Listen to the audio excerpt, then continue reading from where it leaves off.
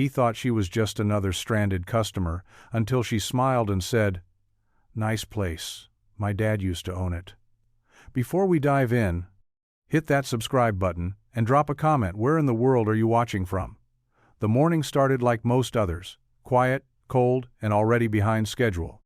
Caleb James unlocked the front door of Whitaker Auto with a tired flick of his wrist, the familiar creak of the old hinges greeting him like an old friend with bad knees.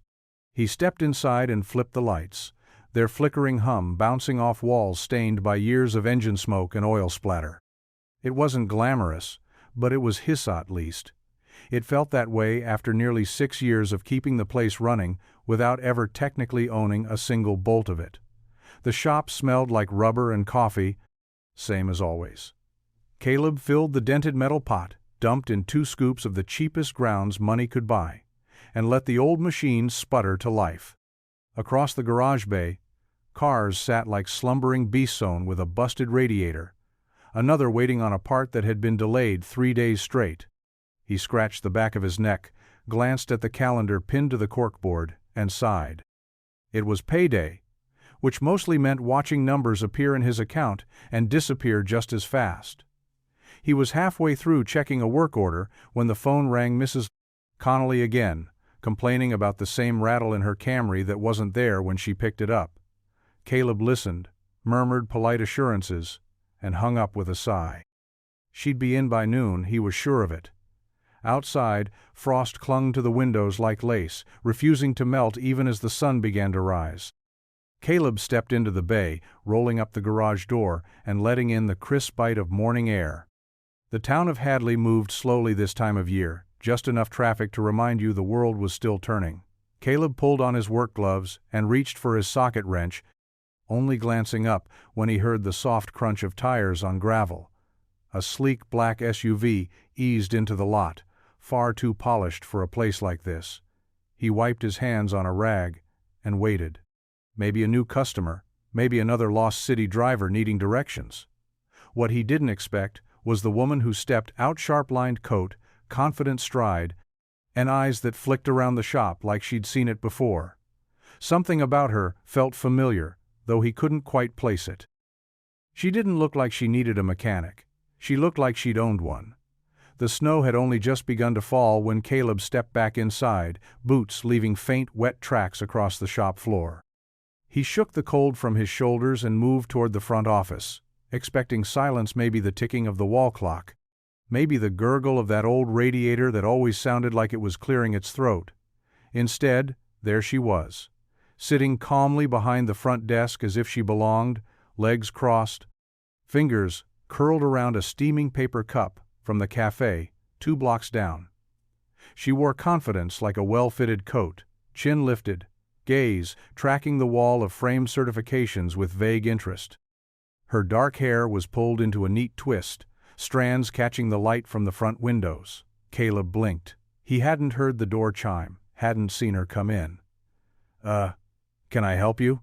he asked, wiping his hands on a towel tucked into his back pocket. She turned to him with a half smile. "Just waiting. My ride's late." Her voice was smooth, crisp-like, someone who spent more time talking in boardrooms than small-town garages. Still, she didn't seem in a hurry, and her tone wasn't the clipped, impatient kind he usually got from out-of-towners. "Well," he said, motioning to the old coffee pot behind the counter, "I've got something that passes for coffee, if you're desperate."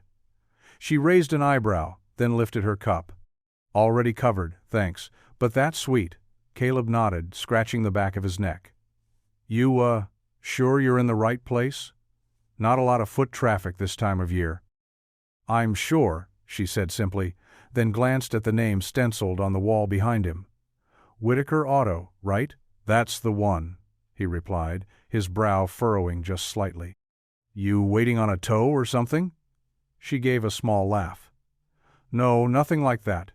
Just thought I'd drop in early, beat the snow." There was something about the way she said it too casual to be casual, like there was more behind her words than she wanted to show. Caleb tilted his head, about to ask more, when she reached out a hand. "I'm Clare, by the way." He shook it, still puzzled. "Caleb." She gave him a long look.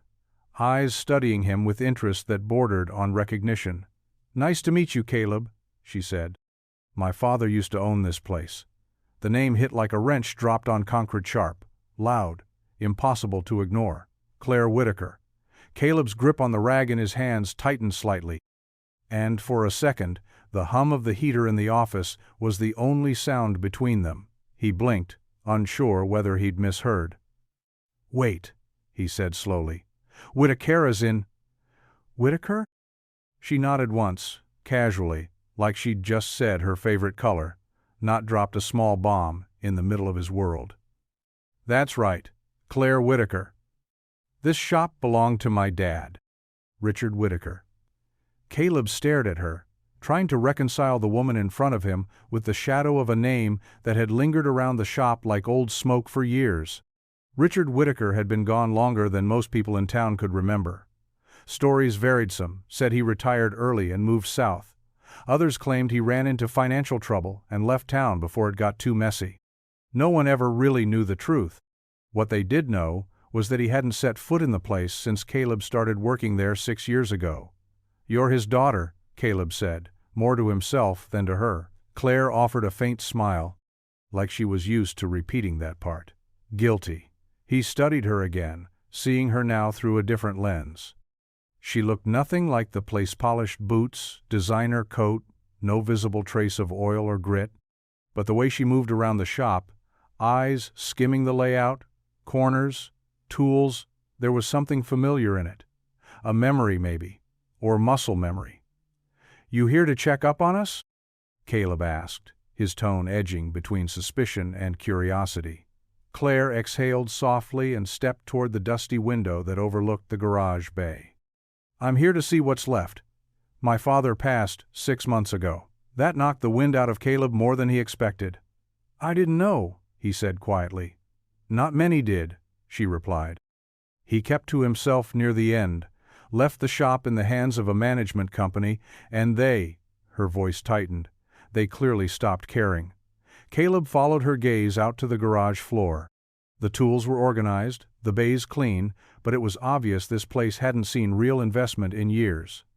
"Far as I can tell," she added, looking back at him, "you've been the only one keeping this place alive." Caleb didn't know what to say to that. He wasn't used to being seen. Not like that. Clare smiled faintly. "So, what do you think, Caleb? You feel like telling me how bad it really is?" Clare stood near the front desk, her eyes moving slowly over the garage like she was cataloging ghosts. Caleb leaned against the doorframe, arms folded across his chest, still processing everything she'd said. Her presence unsettled something in him, not in a bad way. Not yet, but in that quiet, uneasy way that change always did. "So," he said, breaking the silence, "you're back to, what? Clean out the attic? Sell off the old family shop?" Clare didn't flinch. "Something like that." She walked into the center of the office, running her fingers along the chipped edge of the counter. It was the same counter Caleb had leaned on while scribbling work orders and taking calls from customers who didn't always have enough to pay in full. The same counter where her father's name still sat, worn into the old wood plaque gathering dust in the corner. "I didn't grow up here," she said, voice soft. "Not really. My dad bought the place when I was already halfway out the door. Boarding school, college, internships. He called it his second act. I called it a distraction." Caleb watched her, quiet. There was something honest in her tone, something raw beneath the polished surface. He hadn't expected that. "When he died," she continued, "he left it all to me. The land, the building, the business, what's left of it. I could have sold it sight unseen, nearly did. But something told me to come back. Take a look before I sign anything." Caleb scoffed gently. "And? What do you see?" Clare looked out into the bay again. Her gaze landed on a rusted-out pickup half covered with a tarp. "I see potential. I also see rot, peeling paint, leaking roof, records that haven't been properly updated in years." He bristled. "I do what I can." She turned to face him. "I know. I wasn't blaming you, Caleb. From what I've seen, this place only still runs because of you." He nodded once, guarded. So, what? This is just a stop on your way to somewhere better? Clare hesitated. I'm not sure yet. That landed somewhere in his chest harder than he expected, not because she owed the place anything, but because he did. Every bolt he'd turned, every late night keeping the lights on it, had been for this place, for the memory of what it could be. He exhaled, rubbing the back of his neck. Well, if you're looking for answers, you picked the right place. But if you're looking for a quick sale and a goodbye, you won't find that here. This place might be broken, Clare, but some of us still give a damn. She didn't argue, she just nodded, quietly. Like maybe, for the first time, she understood. The next morning, Clare arrived before the sun had fully risen, the cold seeping through her coat as she stepped into the garage. The heater hummed weakly from the office corner, and Caleb was already elbow-deep in the hood of an old Chevy, sleeves pushed up, grease smeared across his forearms. He glanced up when he heard the door and gave a quick nod, no words, just acknowledgement, then back to work. Clare stood by the doorway for a moment, unsure what to do with herself.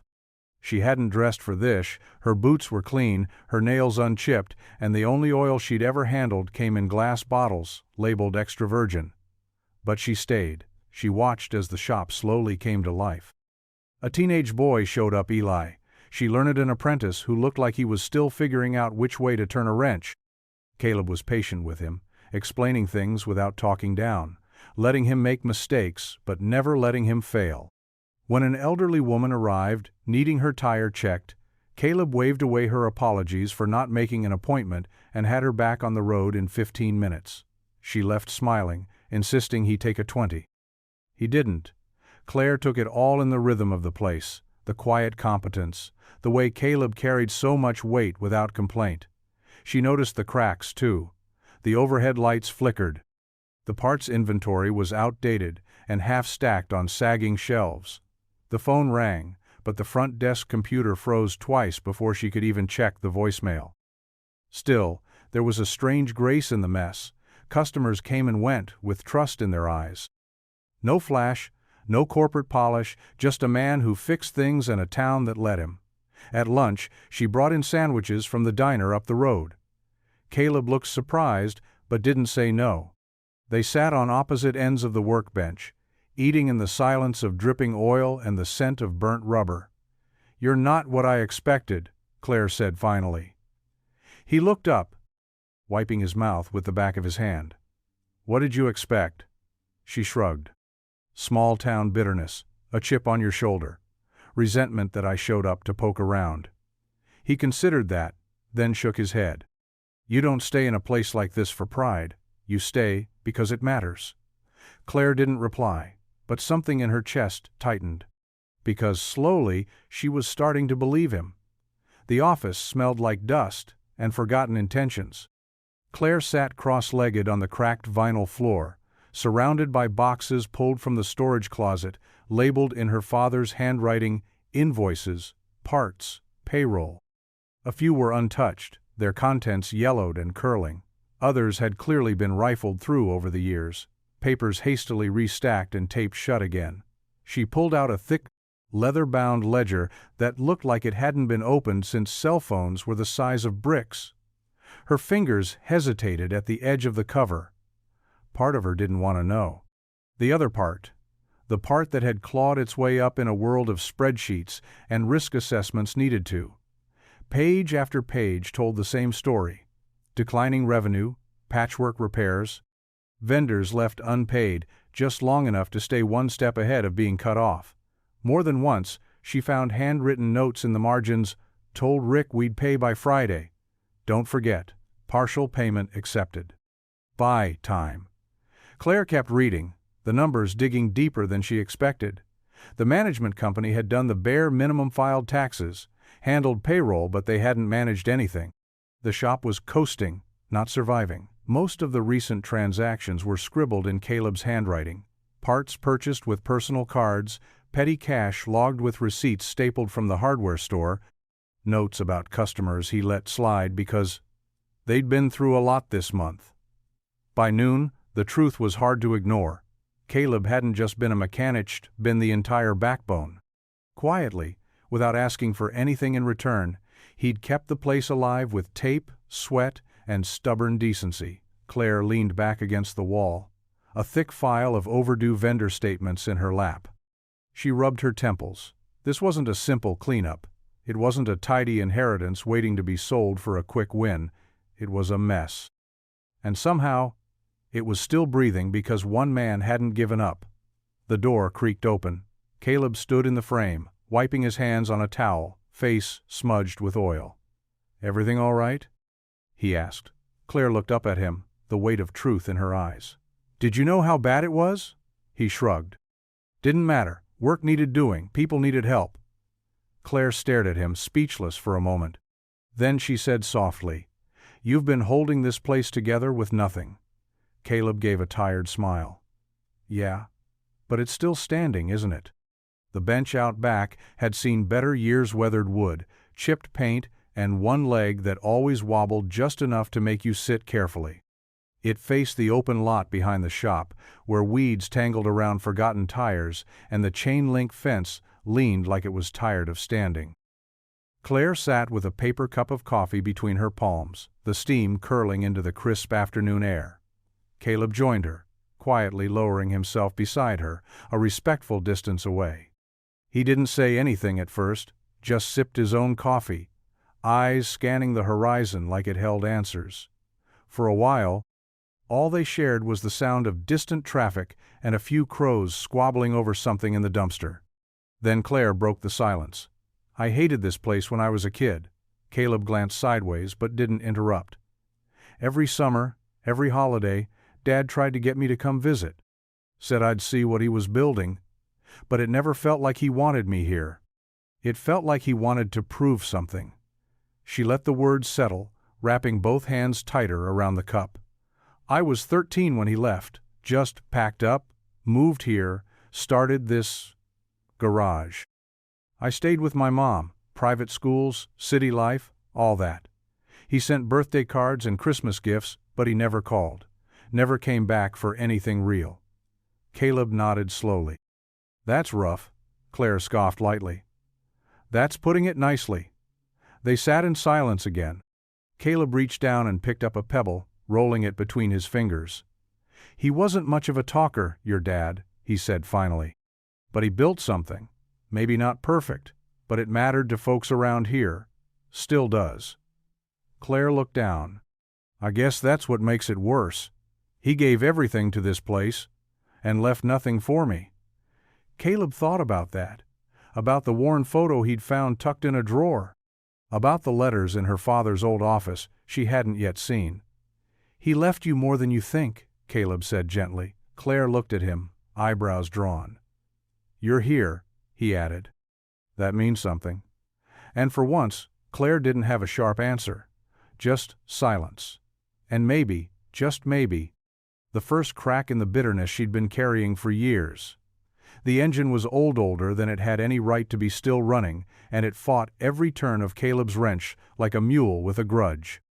Rust flaked off the bolts in brittle curls, the gasket was practically fossilized, and the whole block smelled like it hadn't seen a proper oil change since the last presidential administration.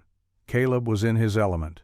Clare stood near the edge of the bay, arms folded, scarf loose around her neck, quietly observing. She hadn't planned on staying long, but something about the way Caleb moved focused, calm, hands steady, even as sweat gathered at his brow kept her rooted in place. There was a rhythm to it.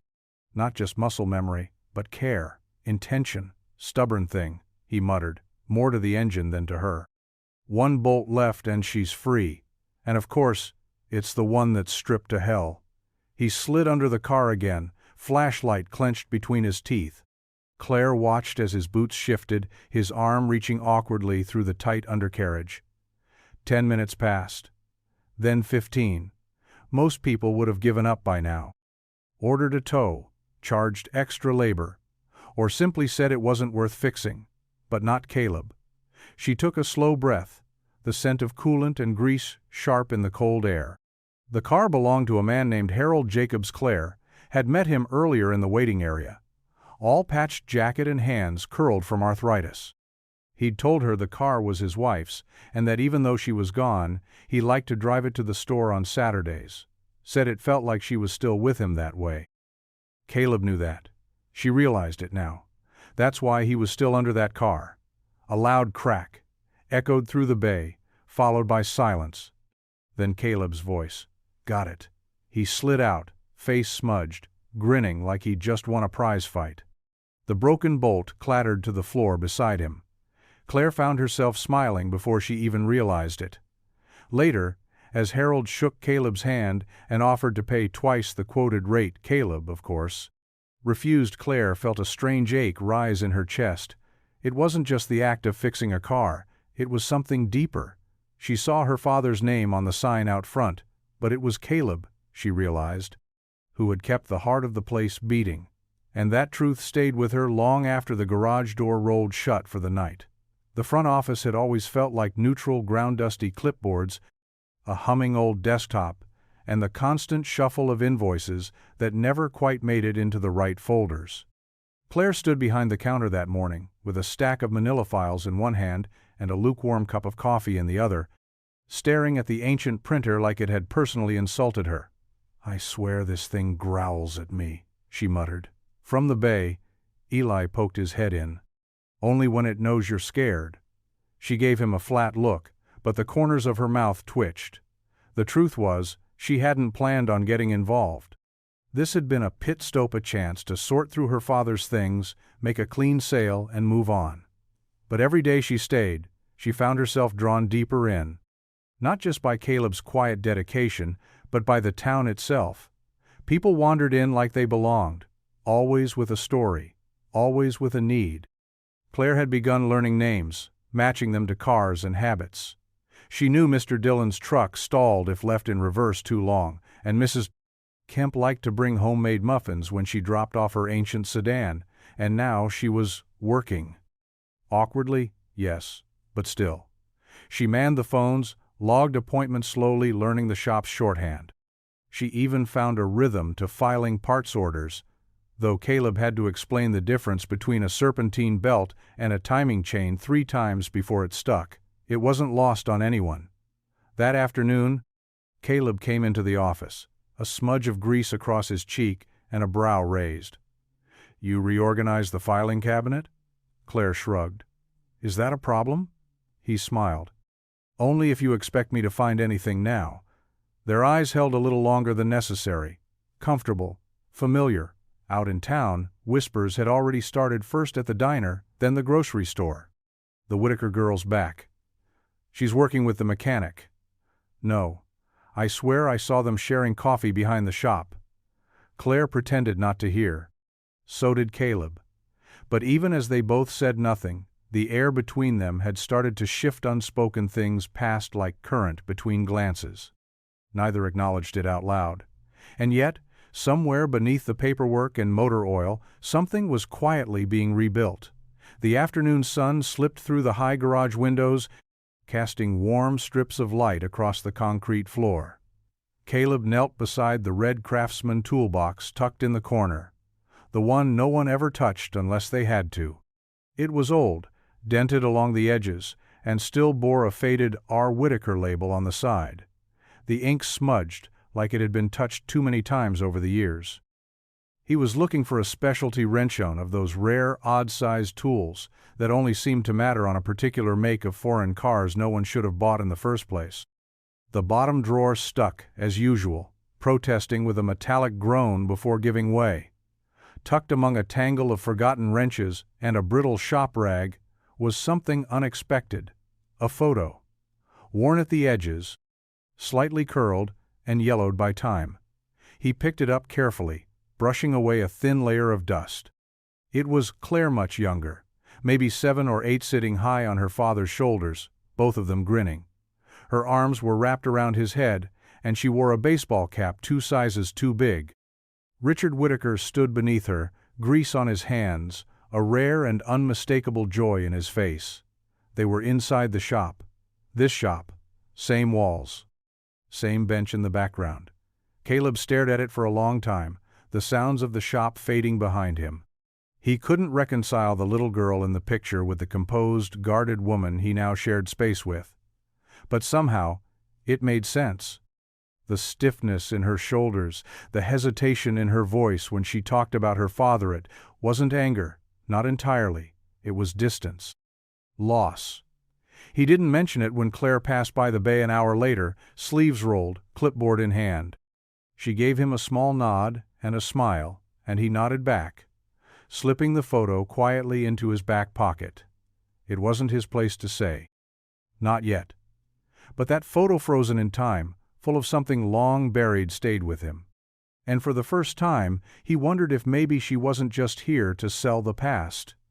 Maybe, in some quiet way, she was looking to find it. The rain tapped softly on the garage roof, steady and rhythmic, like the ticking of a clock running out. Caleb was under the hood of an old Crown Vic, sleeves rolled, brow furrowed in concentration, when Claire appeared in the doorway of the bay. She didn't say anything right away. Just leaned against the frame, arms crossed, eyes scanning the familiar scene. Caleb, elbow deep in another repair, the faint scent of motor oil and rain mixing in the air. He looked up when he noticed her, offering a nod.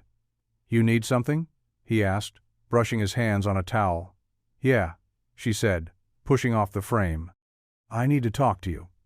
He followed her back into the office, the hum of the fluorescent lights overhead matching the tension in the room.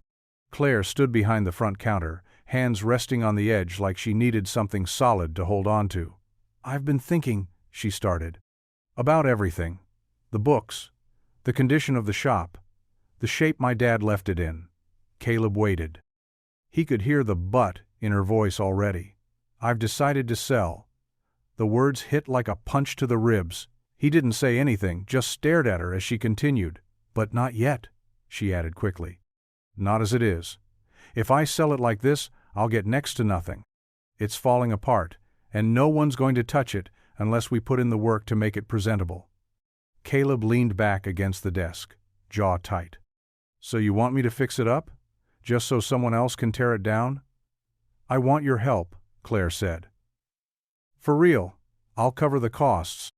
I'll handle the permits, vendors, whatever we need to get the place looking like it's worth something. You just keep doing what you've been doing, but this time, with backup." He narrowed his eyes. "And then what? You sell it, and I'm out of a job?" Claire hesitated. "No, I'll make sure you're taken care of. I have contacts, real jobs, good pay. You wouldn't be left hanging." Caleb laughed under his breath, but there was no humor in it. "Generous. I'm trying to be fair." He studied her face, searching for a hint of insincerity, but all he saw was someone caught between duty and guilt, between past and present. "I'll think about it," he said finally, voice low. Claire nodded, but the look in her eyes said she knew this wasn't a business deal to him. This was home. The morning after her offer, Claire found Caleb already in the bay, sleeves rolled and grease on his hands, like nothing had changed. The garage smelled like fresh rain and hot coffee, normal, steady, almost comforting. But something in the air between them had shifted, taut and unspoken. She waited until he finished tightening the last bolt on a muffler bracket before speaking. "Did you think about what I said?" Caleb wiped his hands on a rag and stood slowly, his expression unreadable. "I did." Claire's stomach tightened. She braced for a yes part of her, hoping he'd take the offer, the other part uncertain why she wanted him to. "And?" she asked. He tossed the rag onto the bench, glanced toward the office, then looked her in the eye. "I appreciate it, Claire. Really. But I'm gonna pass." She blinked. "You're saying no." "I'm saying this place may be broken, but it's still home." The words landed with more weight than she was ready for. There was no anger in his voice, no bitterness, just quiet certainty. He wasn't trying to guilt her or make a scene. He simply meant it. Claire crossed her arms. "But it doesn't have to be this hard, Caleb. You're running yourself into the ground. I'm offering a way out." He gave a small smile, the kind that came from knowing exactly who he was. "I don't want out. Not like that. I've put too much into this place to walk away now. It's not just nuts and bolts for me. It's people. It's this town. It's fixing things that matter." Clare looked away, her throat tightening more than she expected. She'd come in prepared for resistance, maybe even resentment. But not this kind of unwavering loyalty. Not to a place that her own father had half abandoned. "I just thought," she started, then stopped. Caleb stepped past her, grabbing his next work order off the clipboard. "You came back for closure. I get that. But some of us never left." She watched him return to the car bay, already sliding under the next vehicle, like he hadn't just dropped something heavy in the room. And for the first time, Clare realized she wasn't the only one carrying pieces of her father's legacy. Caleb had been living in the wreckage for years. And somehow, he'd made it feel like home. The bell over the front door jingled just after noon, followed by the shuffle of hesitant footsteps and the soft clink of keys in nervous hands. Clare looked up from the computer, still fumbling her way through the parts database, and saw a woman in her early 40s with tired eyes and a teenager clinging to the strap of a faded backpack. The girl's coat was too thin for the chilly air, her cheeks pink from the walk. The mother offered a tentative smile. "Hi, I'm Diane. My car's outside." It started making this horrible sound on the way to school drop-off and then just stopped. "My daughter, Emily, Shuel, we barely got here." Clare stood. "Let me grab Caleb." He was under the hood of a pickup, but came right away when she waved him in. His eyes immediately softened when he saw the pair, Emily looking up at him like maybe he had answers, and Diane clutching her keys like they were her last hope. "Let's take a look," Caleb said, voice calm. Out in the lot, Clare stayed nearby, watching as Caleb asked the right questions, not just about the noise or the mileage, but about how far they'd come, if they had somewhere warm to wait. Diane admitted they didn't have a ride, and that the heater in the waiting area would be more than enough. When he popped the hood and knelt beside the front tire, Clare saw him wince slightly. The transmission had gone. Not just a little fix, a real one. Expensive. Time-consuming. Clare waited for the awkward conversation, the explanation, the price that would make Diane fold into herself. But it never came. Instead, Caleb helped them inside, poured 2 cups of coffee one with extra sugar for Emily and told them he'd see what he could salvage. Clare followed him back out to the bay. "She's not going to be able to pay for that repair," Clare said quietly. "I know," Caleb replied, grabbing his tools. "But that girl needs a car that gets her to school, and Diane's trying her damned best. That's enough for me." Clare didn't have a reply. Just stood there as he got to work, no clock watching, no grumbling. Just the steady rhythm of someone doing the right thing without expecting anything in return. By the time the car was running again, Diane's eyes were glassy, and Emily hugged Caleb without warning. He looked uncomfortable, but didn't pull away. Clare watched the scene unfold like she was seeing the soul of the place for the first time in paperwork, not in profit margins, but in the spaces between. In kindness that cost more than it should. And yet, Caleb gave it anyway. Rusty's bar didn't look like much from the outside, just a squat brick building tucked behind the post office, with a flickering neon sign that hummed louder than the jukebox inside. But on Friday nights, it came alive. Not in the big city shoulder-to-shoulder kind of way, but in the warm, familiar way that made strangers feel like neighbors. Caleb held the door open as Clare stepped inside, the scent of fried food, old wood, and beer-soaked memories washing over her. She hesitated, half a step behind him.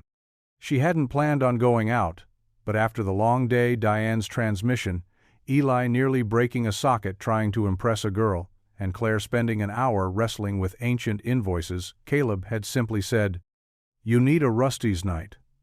And somehow, she'd said yes. The bar was already half full. Locals nursed bottles and bent over pool tables. Someone who might have been the town's retired math teacher was absolutely owning karaoke in the corner. Clare couldn't help but smile. They found a booth near the back, under a framed jersey, and a photo of the shop from 2 decades ago. Caleb ordered a beer. Claire hesitated, then went with whiskey straight. "Didn't peg you for a whiskey girl," he said, eyebrows raised. "Didn't peg you for a Friday night beer," she replied. He smiled. It was the kind of smile that didn't come easy-earned, not given. She liked that about him. After a few drinks, the jukebox started playing something slow and twangy. The kind of song you didn't need to know the words to feel. A couple swayed near the bar, and someone whooped when the lights dimmed just enough to call it romantic. Caleb slid out of the booth and held out a hand. "You serious?" Claire asked, laughing. "Come on. Might as well give him something else to talk about." She let him lead her to the open space near the jukebox. At first, she kept a safe distance, but he didn't push. Just guided her gently, steps slow and easy. Halfway through the song, she stopped thinking. About the shop. About the offer. About everything except the warmth of his hand and the sound of his laugh when she accidentally stepped on his boot. When the music faded, they stood still, a moment longer than necessary. Then came the look. That look. The one where the air gets thin and words feel like they'd ruin it. Claire looked away first, but the feeling stayed. Later, as they walked back to the truck, she tucked her hands in her coat pockets and asked herself for the first time, really asked what she'd come back to Maplewood for. Because maybe it wasn't just closure. Maybe it was something she hadn't even known she was missing. The letter came on a Monday. Thick envelope. Expensive paper. The kind that practically announced bad news before you even opened it. Claire found it tucked in with the shop's regular mail, wedged between a flyer for discounted spark plugs and a handwritten thank you note from Diane and Emily. She carried it into the office, tore it open with her thumb, and read it twice before she sat down. By the third read, her hands had gone cold. "Dear Ms. Plant, Whitaker," it began. "We are writing to inform you of a pending interest in the property located at 147 Greenleaf Road, currently operating as Whitaker Auto. Our client, Greenfield Development Group, is prepared to offer above market value for the land, with intent to purchase immediately upon availability." Claire dropped the letter onto the desk and stared at it like it might change if she blinked hard enough. Redevelopment. She knew the word. Had seen it in investor decks, marketing plans, city proposals. It never meant renovation or preservation. It meant demolish, rezone, rebuild.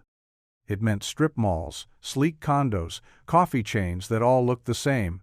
It meant erasing what was there. Caleb stepped into the office a moment later, brushing snow from his shoulders. "Need me to call the parts supplier again? They shorted us on." He stopped short when he saw her face. "What happened?" She didn't answer right away, just slid the letter across the desk. He read it once. Then again, slower. His jaw clenched. "Of course." Claire leaned back, rubbing her temples.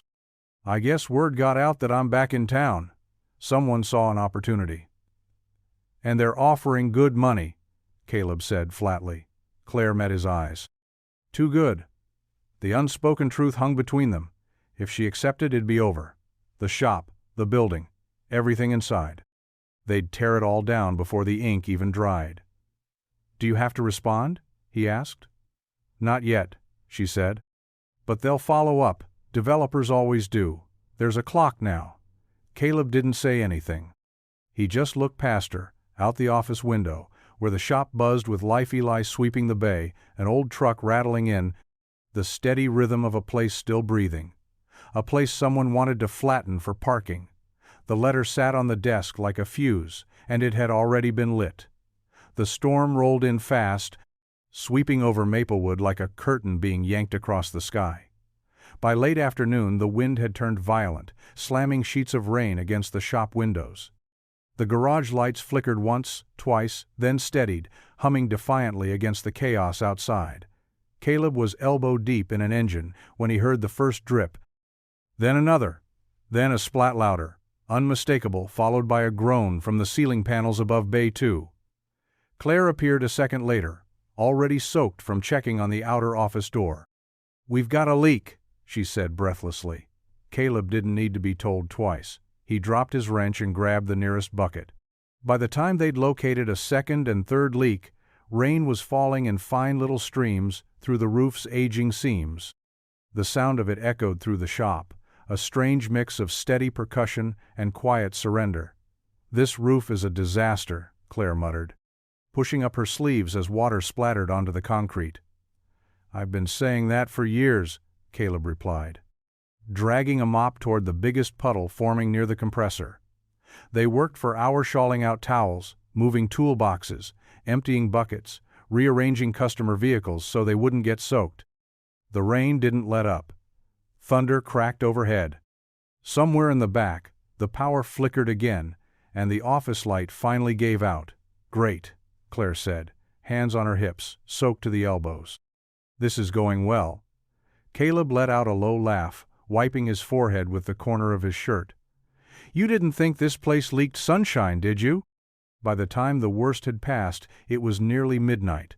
The wind had died down, but the storm had left its mark-wet floor mats, a musty chill in the air, and two soaked, exhausted bodies sharing lukewarm coffee from a cracked thermos in the office. Clare sat cross-legged on the floor, a blanket draped over her shoulders, her hair damp and clinging to her cheeks. Caleb leaned against the filing cabinet, watching the rain drip in slow, rhythmic taps from the edge of the ceiling. "I was going to be a lawyer," Clare said suddenly. "Before all this." Caleb raised an eyebrow. "What stopped you?" She looked around. "Life. Maybe guilt. Maybe a name I didn't want to carry until it was too late not to." He didn't push, just nodded. After a beat, she looked at him again. "Why do you stay?" Caleb didn't have to think about it. "Because it matters." And for the first time, Clare didn't question it. Outside, the storm eased to a gentle patter. Inside, they sat in the quiet, nothing left to mop, nothing left to fix for now. Just two people surrounded by broken things, finding some kind of shelter in each other. The storm had finally passed, leaving the shop in a thick hush, like the world was holding its breath. The kind of silence that only came after the rain had spent itself and the wind had nothing left to say. Everything inside was damp floors still slick, the air thick with that familiar mix of oil, rain, and rust, but, for once, Clare didn't mind the mess. She sat on the office floor with her knees pulled up, cradling a mug of coffee Caleb had managed to warm up with a stubborn little hot plate in the corner.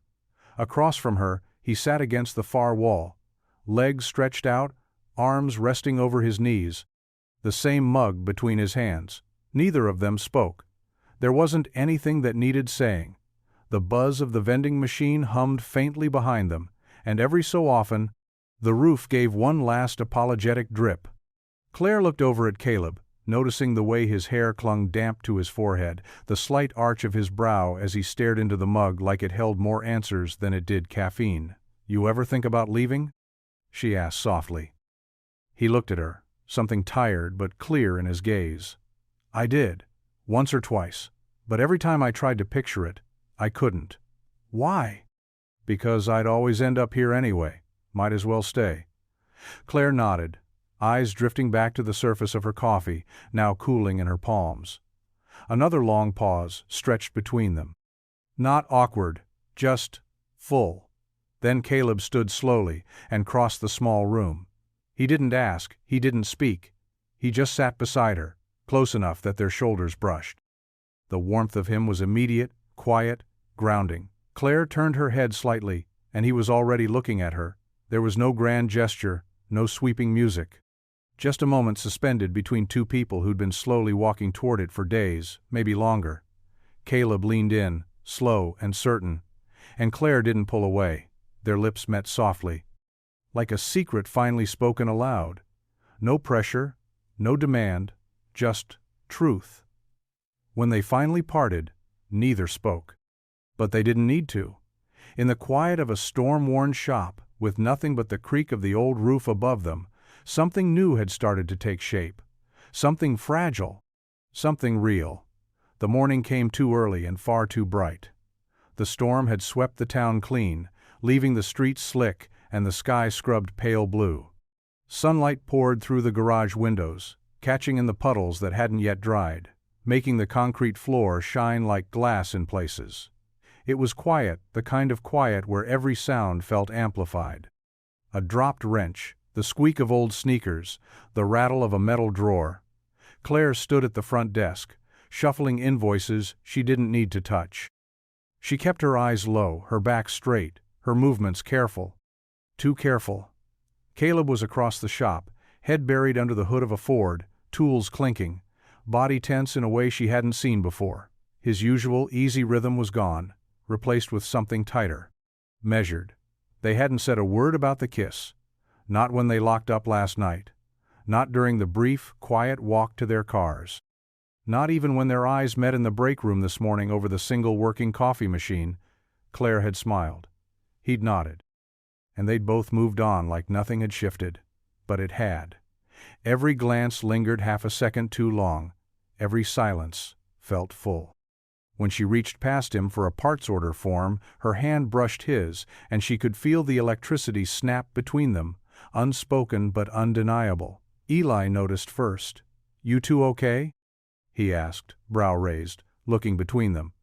Clare coughed. "Fine, just a long night with the storm. We're behind on repairs." Caleb didn't look up. "Let's get caught up then." They moved through the day like co-workers, not like two people who had shared a kiss that still echoed in their thoughts. But the shop, in its stubborn way, kept putting them in each other's orbit. A shared socket wrench, a glance over a repair sheet. The way their shoulders brushed as they leaned over the same workbench. No one said anything, but the space between them had changed. It wasn't avoidance, it was anticipation. Like both were waiting to see if the moment they'd shared would bloom into something more, or quietly fade. But neither of them really believed it could fade. Not now. Not after that. By Wednesday, the whispers had legs. It started small. Mrs. Connolly, ever sharp-eyed and quicker-tongued, lingered a little too long at the counter when Clare rang up her tire rotation. "Heard you and Caleb were here late during the storm," she said with a sly smile, her receipt barely crumpled in her hand. Clare gave a polite laugh, too tight, and brushed it off. "The roof nearly gave out. We were just trying to stop the place from flooding." Mrs. Connolly nodded, but her eyes sparkled like she'd just confirmed what she already believed. By the next morning, it was all but confirmed in every corner of Maplewood that something was happening between the Whitaker girl and the mechanic who'd kept her father's legacy on life support. Clare heard it at the coffee shop, in the hardware store, when she ran out for light bulbs, even from the UPS driver who asked, half-jokingly, if she and Caleb were going to rename the place Whitaker, James Auto. Clare smiled. She laughed. She changed the subject. But inside, panic churned. This wasn't supposed to happen. She'd come to wrap things up, not unwrap a piece of her past and tie it to someone she hadn't expected. She wasn't ready for assumptions or rumors or eyes watching her every move. The town had welcomed her kindly, but that welcome came with interest stories that would spiral far beyond anything she or Caleb said aloud. In the office, she paced. She rewrote emails that didn't need rewriting. And when Caleb came in to ask about a parts delivery, she barely looked at him. "You okay?"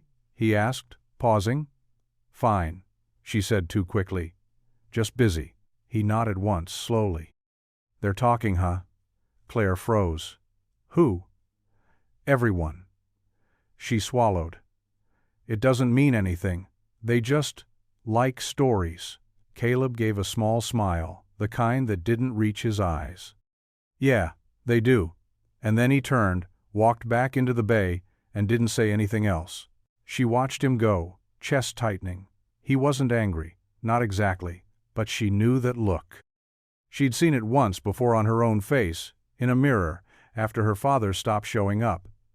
It was the look of someone being quietly pushed to the edge of something they didn't ask for. And this time, it was her doing the pushing. The black SUV pulled into the lot just past noon, sleek and gleaming like it didn't belong on cracked pavement. Caleb was replacing brake pads when he heard the engine cut off and the unmistakable click of expensive shoes hitting the ground. He glanced up, squinting against the sun, just in time to see a tall man in a tailored coat step out, sunglasses perched like armor. Claire appeared in the office doorway before the man even reached it. "Ethan?" she said, surprised and wary. Ethan smiled, teeth white and easy. "Claire, thought I'd drop in while I was passing through. Heard there was property up for grabs." Caleb didn't miss the way Claire's posture changed, arms crossing, chin lifting just slightly. She hadn't expected him. She definitely hadn't invited him. "Right," Claire said. "So this is about the garage?" "Mostly," Ethan replied. His eyes flicked past her, landing briefly on Caleb in the bay. "Didn't realize you were so hands-on out here." Caleb didn't respond. He just returned to the brake pads, jaw tightening. Inside, Ethan made himself comfortable behind the front desk like he'd done it 100 times. Claire sat stiffly across from him. "I brought a draft offer," Ethan said, pulling a neatly folded envelope from his coat. "From the developers. They've upped their bid. Thought you should hear it in person." Claire took it, unread. "You could have emailed." "Emails don't give me a chance to see how you're doing, or who you're spending your time with these days." Claire's eyes narrowed. "That's not your business anymore." Outside, Caleb's voice cut in sharper than usual. "Claire, got a sec when you're done?" She looked up, nodded. Ethan smirked. "Ah, so that's how it is." She didn't respond, just stood and walked toward the bay. "Who is he?" Caleb asked as she approached. "Ethan, my ex. He used to work with the firm representing the buyers." Caleb nodded slowly, his voice low. "He always stroll into your life unannounced with briefcases and fake smiles?" Claire winced. "It's complicated. Doesn't look complicated to me," he said. "Looks like someone trying to push you in a direction you already said you weren't sure about." Her temper flared. "This isn't about you." "No," he said, stepping back. "It never is. Not until it gets messy." She opened her mouth to respond but stopped. The space between them crackled not with tension like before, but something harder. Something that threatened to break if they weren't careful. And for the first time since she'd come back, Claire realized just how much was at stake. Not just the shop, but him. The safe had been a mystery since day one. Tucked into the back of the office closet, it was squat and stubborn. The kind of thing you didn't notice until you needed it. Claire had ignored it for weeks, assuming it held outdated tax forms or maybe a rusted revolver, knowing her father's dramatic streak. But after Ethan's visitant, the way Caleb hadn't looked at her, Sinsish found herself staring at it late into the evening, alone in the shop. The buzz of the overhead lights her only company. The key had been taped inside the bottom drawer of the desk. Typical of her father. Paranoid but forgetful. She turned it slowly. The lock clicked. Inside was a weathered manila folder, thick with yellowing papers. At first glance it was nothing maintenance records, a deed copy, a few utility bills. Then, further back, she found the letters. At least a dozen of them, all handwritten, none mailed. Each one addressed to her. Her fingers trembled slightly as she unfolded the first. It began simply. "Claire, I don't know if this will ever reach you, but I keep writing them anyway." She sank into the office chair. The weight of her name in his handwriting, heavier than she was ready for. The letters were raw, uneven, sometimes rambling. Some were dated. Others weren't. Some filled the page. Others ended mid-sentence. He wrote about the shop, about customers she'd never met, about Eli starting his apprenticeship and Caleb stepping up when no one else would. He wrote about her mother regrets he never said aloud. And he wrote about her. Always her. "I didn't leave you to build a business. I left because I was afraid I'd already ruined too much. I don't know how to fix what I broke, but I hope one day you'll understand why I tried. You're not like me." That's a good thing. Claire sat there long after the letters were laid out across the desk. Tears, she hadn't planned on falling, sliding silently down her cheeks. Her father had been absent, but not indifferent. He hadn't forgotten her. He just hadn't known how to come back. And, for the first time, Claire didn't see him as the man who left. She saw him as someone who had tried, even if he never found the courage to send a single envelope. The envelope was heavier this time. Glossy, sharp-edged, professionally sealed. Claire stared at it on the desk, like it was a bomb set to go off the second she touched it. She didn't need to open it to know what was inside. Ethan had already called that morning. "They're offering 20% over the last bid," he'd said, voice cool and confident. "Fast close, no contingencies. Claire, this is a win. Walk away with something real. Something real." She opened the envelope anyway. The papers inside were crisp, full of numbers, and legal language meant to make selling feel like progress, like smart business. She set them aside and looked out the office window. Caleb was in Bay 3, sleeves pushed up, wiping grease from his hands as he leaned over a beat-up Toyota. Eli passed him a wrench, and Caleb ruffled the kid's hair like a big brother. The shop hummed around them, familiar, imperfect, alive. Claire thought about the letters, the one she'd stayed up reading 3 times last night, every word etched in her father's distinct, messy scrawl. He hadn't been perfect, hadn't even been present, but he'd left behind something more than tools and debt. He'd left this place, these people, and she was starting to understand why. The office door creaked open. Caleb stepped in, wiping his hands on a towel. He didn't speak, just looked at her, waiting. His eyes were quieter than usual, but something in them still burned. "They upped the offer," Claire said, voice low. He nodded once. "Yeah, I figured. They want an answer by the end of the week." Caleb didn't respond.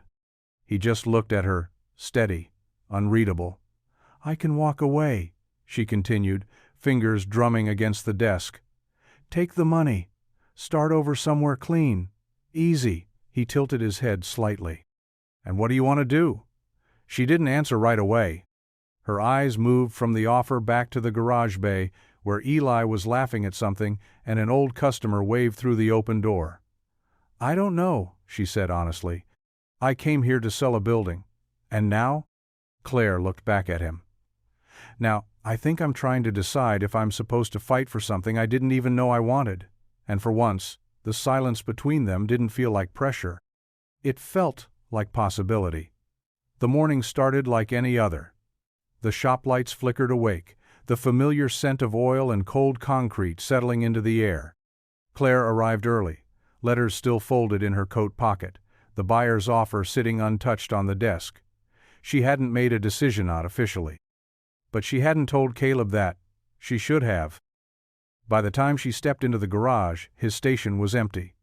His tools were gone. The hooks where his coveralls usually hung were bare. There was no note, no message, just silence. Eli looked up from his work, confusion flickering across his face. He left. Claire's stomach dropped. "What do you mean?" "He packed up early, said something about not waiting around for goodbyes." "Thought you knew." She didn't, not really, but somewhere, deep down, she must have felt it coming. The day dragged. The phones rang. A muffler repair took twice as long as it should have. Claire tried to focus, to act like it was business as usual. But every time she passed his empty bay, her chest ached. Because he hadn't fought. He hadn't even asked. He'd just gone. In the office, she stared at the buyer's packet again. Glossy pages. Empty promises. She thought about everything she hadn't said. About the way Caleb had fixed more than just cars in this place, how he had given people reasons to believe in small things. In second chances. In her. The weight of it pressed harder than she expected. Not because she needed him to stay, but because he already hadn't. She hadn't noticed how much it meant until he wasn't there anymore. Outside, the sky had turned gray again, the wind pushing through the trees like it was trying to carry something away. Claire sat alone in the office, the ticking wall clock impossibly loud, and wondered if she'd just let the best thing in this town walk away without lifting a finger. And worse if he thought she'd never come after him. The morning had been quiet. Too quiet. Without Caleb's steady presence in the bay, the rhythm of the shop felt off-kilter. Eli worked hard to keep things moving, but the kid still dropped sockets and second-guessed himself every few steps. Claire had tried to fill the gaps answering phones, tracking parts orders, even attempting a brake check herself. But the silence in the shop had teeth. It was almost noon, when the bell above the door jingled. Clare looked up from the counter to see Diane windblown, flushed, and smiling in that cautious, hopeful way some people wear like armor. Emily trailed behind her, taller now somehow, with a bright spark in her eyes. Clare didn't remember from before. "Hey," Diane said softly. "Hope we're not interrupting." Clare shook her head. "No, not at all. It's good to see you. Everything okay?" "Better than okay," Diane said, her voice catching just a little. Emily got in. Early admission, State U, full scholarship. Clare blinked. "That's amazing. Congratulations." Emily grinned, the kind of grin that reached all the way to her eyes. "Thanks. They liked the essay I wrote, about the shop. And about Caleb." Clare's heart paused in her chest. "He let me work here, after school," Emily continued. "Taught me little things, changing oil, inventory, helping with billing. Said if I could learn to solve problems with my hands, I'd never feel stuck." Clare swallowed hard. "That sounds like him." "He didn't have to take a chance on us," Diane said, voice quieter now. "But he did. And it changed everything. Not just for Emily. For me too." They stood in the middle of the shop, framed by the very walls Caleb had held together with time and stubbornness. And Clare felt the truth settle deep inside her chest. This wasn't just a garage. It was a lifeline, a place that mended more than machines.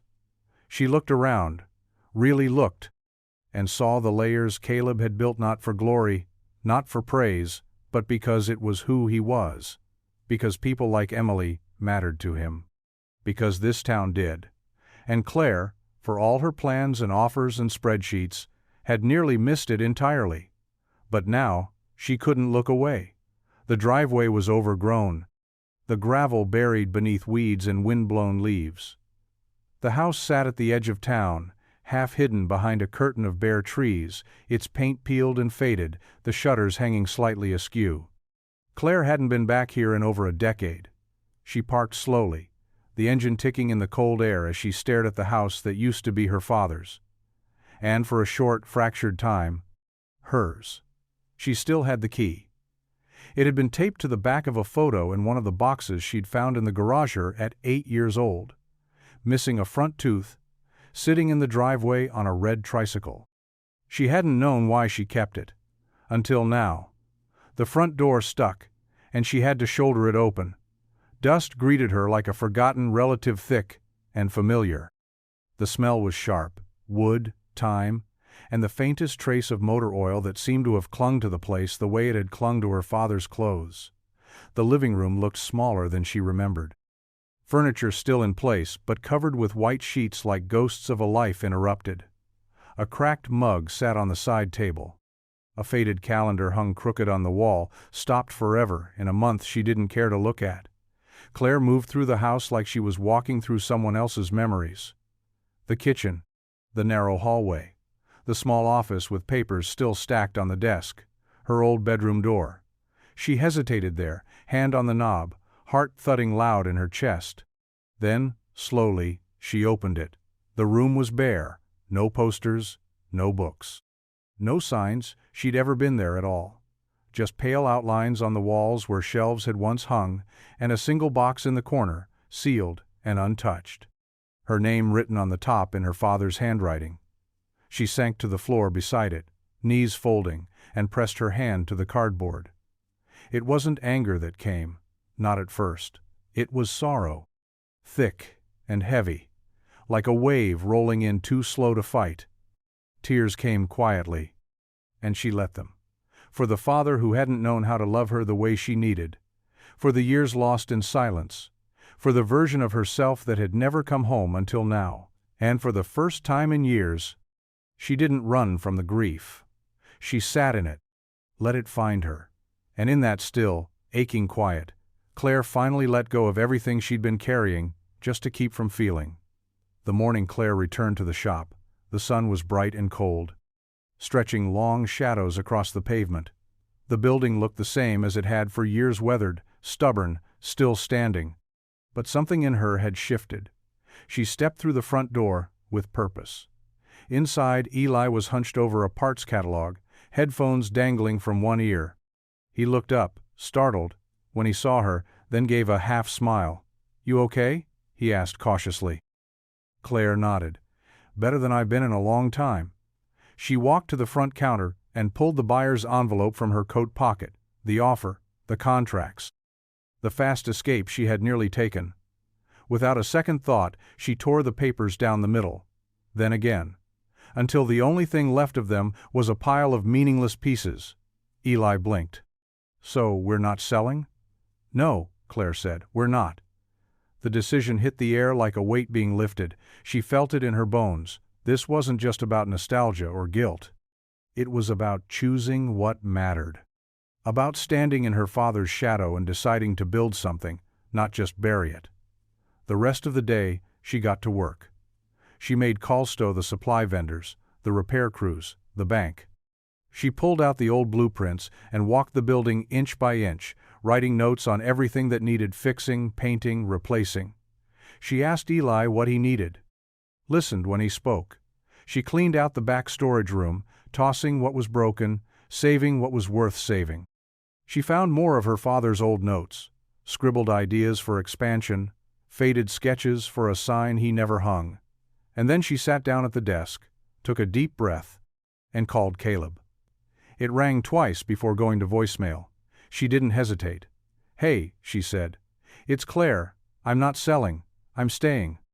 And I'm going to fix this place, not just the roof or the walls, but what it means to the people who walk through the door. I'd like to do that with you. But if not, I understand. Either way, thank you. For everything." She ended the call, her hands trembling just slightly. For the first time, the shop felt alive. Not perfect, not finished, but ready to begin again. The diner sat just off Route 7, tucked between a gas station and a row of dying trees, its flickering neon sign spelling Lila's, with one bulb perpetually out. Clare spotted Caleb's truck parked in the far corner of the lot, tools strapped in the back, a duffel bag tossed in the cab. The sight of it sent a jolt through her chest. Was really going to leave. Inside, the place was mostly empty, save for a waitress wiping down menus and a couple of regulars hunched over coffee.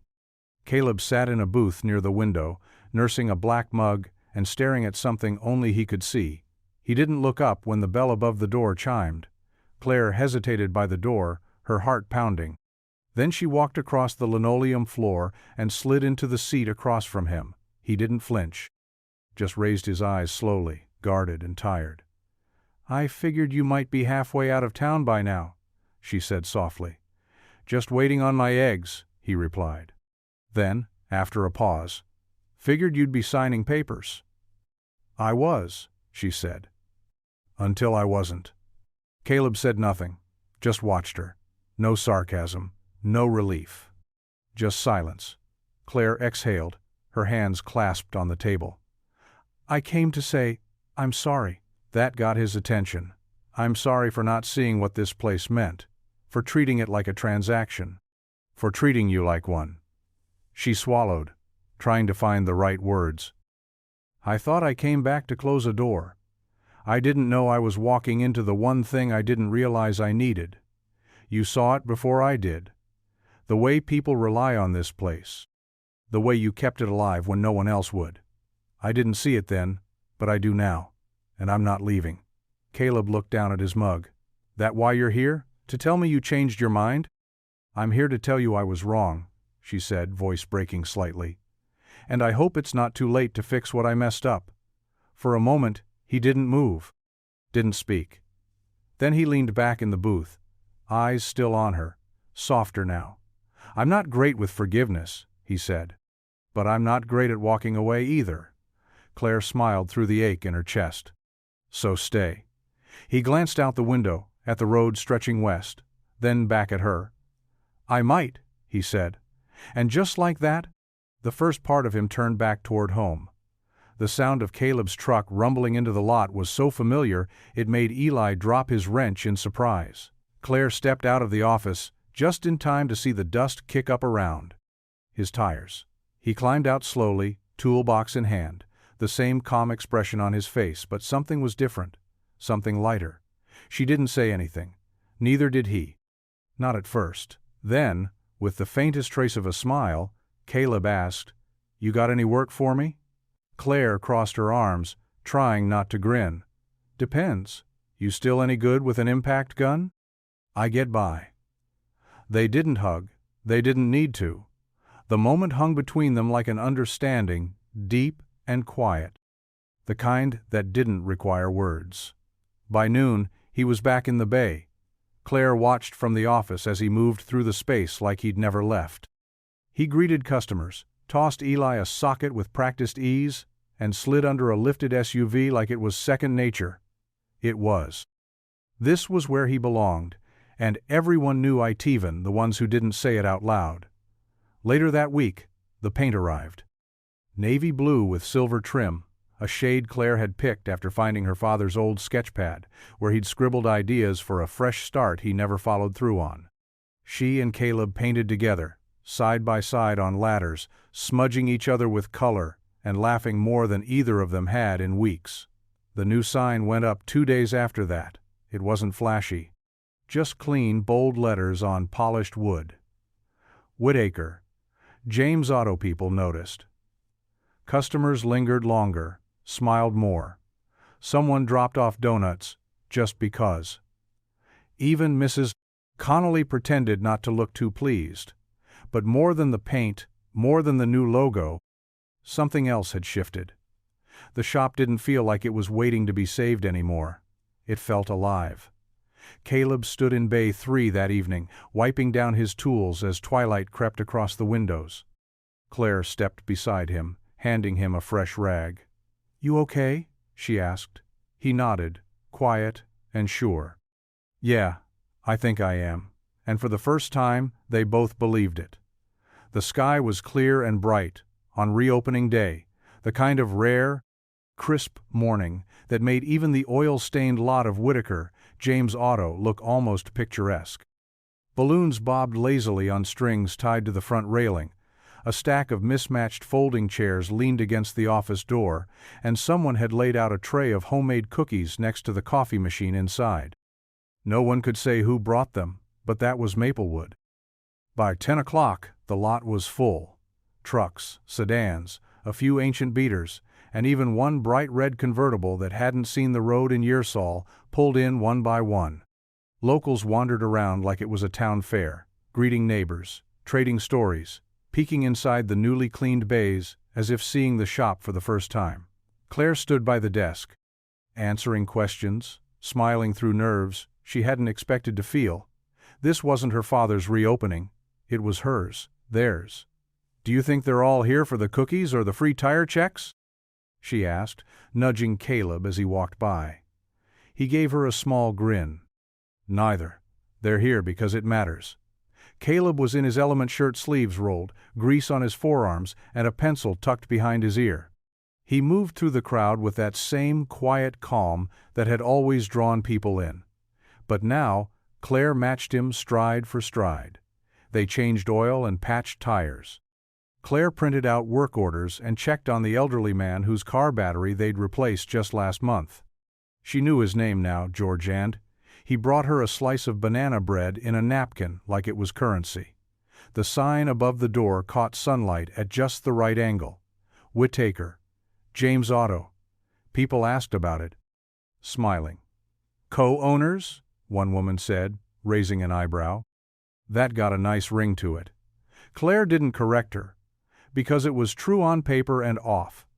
By late afternoon, as the crowd thinned and the last tire rotation wrapped up, Clare and Caleb found themselves alone again, in the bay, the hum of the town fading beyond the open garage door. "You know," Caleb said, wiping his hands, "this might be the first time this place actually feels like it's ours." Clare looked around the clean bays, the patched roof, the fading sun pouring through the windowsill, nodded. "It is." And in that shared silence, with grease on their skin and the weight of the past finally behind them, they stood not just as partners in a business, but as something more, something built, not bought, earned. Together. The garage was quiet again. the kind of quiet that settles only after a long day well spent. The last of the customers had gone, the lights in the bays were off, and the air outside had taken on that early spring chill enough to make a jacket feel necessary, but not enough to send them inside. Clare climbed the ladder first, a thermos of coffee tucked under one arm, 2 chipped mugs swinging from her other hand. Caleb followed with the ease of someone who'd been climbing rooftops since childhood. They settled side by side on the flat expanse above the shop, backs against the weathered chimney, legs stretched out beneath the stars. Below them, Maplewood slept. Porch lights blinked on one by one, street lamps flickered to life, and the occasional hum of tires rolling past filled the silence between sips. Clare handed Caleb a mug. "Careful, it's mostly coffee, some hot chocolate, and a little bit of whiskey." He grinned. "You're learning." They sat for a while, just listening. The wind rustled through the trees beyond the fence line. Somewhere down the road, a dog barked once and fell silent again. "You ever think about what's next?" Clare asked, keeping her eyes on the sky. "Every day," Caleb replied, taking a long sip. "But lately, it doesn't feel like something to worry about. More like something to build toward." She nodded. "Same. For the first time in a long time, I don't feel like I'm running from anything, not even myself." He turned to look at her, the lines of his face softened by the starlight. "You ever think you'd end up here, back in Maplewood, on a roof, running a garage?" Clare chuckled. "Not even a little." "And now?" She paused, taking in the "View the Shop" sign glowing faintly below them, the moon catching on the fresh coat of paint, the faint smell of oil and coffee lingering in her hair. "Now I don't want to be anywhere else." Caleb reached over, his fingers brushing hers on the coffee mug. And neither of them pulled away. No heavy conversations, no ghosts. Just 2 people under the stars, dreaming not about what had been lost, but what could finally be found. The morning was quiet, the kind that carried the smell of dew and wood dust, fresh from the new siding they'd just installed on the office. Clare wandered out back with a mug of coffee and no real plan, just a sense that something was pulling her to the bench. The old thing was still there. Wobbly leg, weather-worn slats, and that soft groan when someone sat down, like it was remembering every story it had overheard. It was the same bench where Caleb had first handed her a steaming paper cup and offered kindness without questions. Where things had begun to shift, she settled onto it, running her fingers along the wood. Something snagged. Her hand slipped between the seat board sand. There it was. A small envelope, yellowed with age, sealed but fragile. Her name on the front in her father's unmistakable, looping scrawl, Clare. Her breath caught. She opened it slowly, carefully, as though the words might shatter if handled too roughly. "Clare, I don't know if you'll ever sit here. Maybe this place will be gone by the time you come looking. Maybe you never will. But, just in case, I wanted you to have one more thing. I wasn't good at being your father. I didn't have the words then. I barely have them now. But this place, it was never about engines or oil. It was about trying to build something real when everything else in my life felt like it had already slipped away. I kept waiting for the perfect moment to reach out, to explain. But there's never a perfect time to say, 'I'm sorry I left, and I wish I'd done better.' If you're reading this, then maybe you're standing where I stood. Maybe you've found what I spent years looking for without ever realizing it. If you're reading this, then you found your way home." Clare stared at the final line for a long time, the paper trembling slightly in her hands. She didn't cry. Not this time. Instead, she looked out at the shop, the new sign, the painted trim, the open bay doors with Caleb's truck parked out front. And she smiled. Because her father had been right. She had found her way home. The sun dipped low, casting long, golden streaks across the garage floor. The day had been long. 2 walk-ins, a stubborn alternator, and Eli somehow managing to spill an entire quart of oil on himself. But the bays were quiet now, the tools racked, the lights dimmed. Clare stood in the wide doorway of the shop, hands on her hips, her palms stained with grease, and her shirt smudged from leaning too close to a hot engine. She wasn't dressed for it, never really had been, but somewhere along the way she'd stopped caring. Somewhere along the way, she'd started belonging. Caleb stepped up beside her, wiping his hands on a towel already blackened from a dozen uses. He didn't say anything at first, just stood next to her, shoulder to shoulder, watching the last of the sun settle on the horizon like it was giving them a final nod for the day. "Doesn't look like much from the outside," Clare said quietly. "No," Caleb agreed. "But it's ours." She glanced over at him, at the small smile playing at the corner of his mouth, the quiet strength in his posture. He wasn't flashy, wasn't loud. But he'd held this place up when no one else had, including her. "I used to think home was just a place," she said. "Four walls, a roof, a zip code." Caleb looked at her then, really looked, his eyes steady. "It can be." She shook her head, smiling. "No, not always. Sometimes it's a person, a choice." He reached out, slipping his fingers between hers, their grease-stained hands tangling without hesitation. Clare's heart settled. Not in the nervous, fluttery way of something new, but in the steady, grounding way of something true, something earned. They stood there in the threshold between work and rest, past and future not speaking, not needing to, because it hadn't been fate that brought them here. It wasn't some grand, destined reunion written in the stars. It was choice. Day after day, bolt by bolt, word by word, they'd chosen to stay. Chosen to fix what was broken. Chosen each other. And that, Clare thought, leaning her head softly against Caleb's shoulder, was what made it home.